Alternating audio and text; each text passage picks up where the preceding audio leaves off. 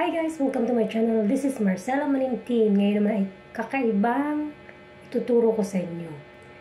Para sa inyong kaligtasan. Pag kayo aalis ng bahay o may pupuntahan kayo, yan. Signos. Ibig sabihin mga isang signos lang. Wala namang masama kung maniwala kayo.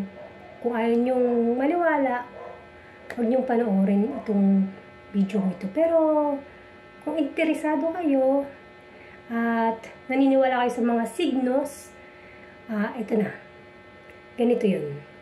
Itong pulso nyo yan, di ba? Pulso nyo yan. Ilalagay nyo yan dito. Yan, dito. Dito sa may ulo nyo. Tapos, titingnan nyo siya. Kapag nakita nyo, titingnan yung dalawa, di ba? Lumiliit siya. Pag nakita nyo siyang wala, ibig sabihin putol, huwag na kayong tumuloy sa inyong pupuntahan.